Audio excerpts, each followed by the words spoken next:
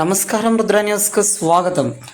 Bhubharati revenue సదస్సులను సద్వినియోగం చేసుకోవాలని జిల్లా కలెక్టర్ పమేలా సత్పతి పిలుపునిచ్చారు.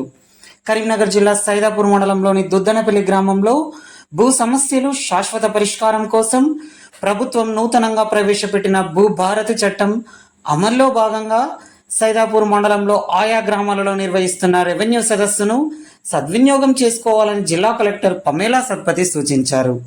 కరీంనగర్ జిల్లా సైదాపూర్ మండలంలోని దుద్దనపల్లి గ్రామంలో 2వ రోజు మంగళవారం రోజున గ్రామ పంచాయతీ ఆవరణలో నిర్వహించిన రెవెన్యూ సదస్సుకు జిల్లా కలెక్టర్ పమేలా సత్పతి హాజరై స్థానిక రైతులతో ముఖాముఖి మాట్లాడి వారి సమస్యలు అడిగి తెలుసుకున్నారు.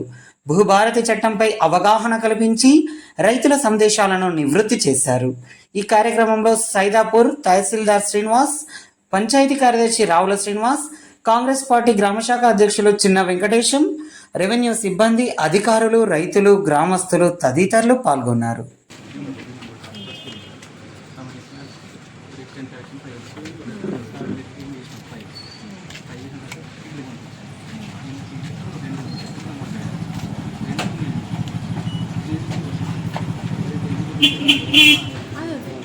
ఫర్ ఎగ్జాంపుల్ ఎక్స్టెంట్ కలిసి కారణం అనుకుంటారు, కానీ ఇప్పుడు అది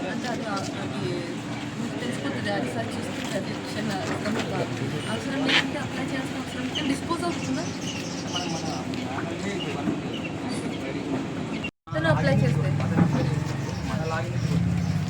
మీ లాగిన్లోనే ఆయన పట్టిస్తున్నారు. సో మీకు కనపడతలేదు ఎలా డిస్పోజ్ చేయాలి తెలియదు. సో నేను అందుకే నేనేమంటా మీ సేవలోనే పెట్టుకుంటాను. ఆ రోజుతో ఆ డిస్కషన్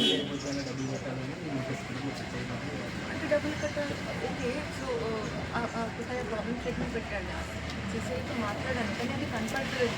నా లాగిన్లో కూడా కనపడతలేదు. ఉన్నారా డిటెన్షన్ పెట్టాలి రాలేదా? చాలా సింపుల్గా ఉంది.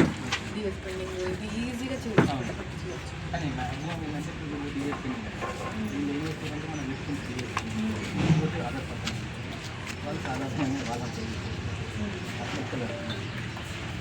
నిన్న ఒకటి చేశాను ఏంటంటే లైక్ డిలీట్ చేయాలి. డిలీషన్ ఆప్షన్ ఉంది, డిలీట్ చేయాలి. అంటే మామూలుగా అతని పేరు వస్తుంది అంటే పట్టదారు పాత పరికారం చూసి కూడా పట్టదారు పేరు వస్తుంది, అది డిలీషన్ చేయడానికి.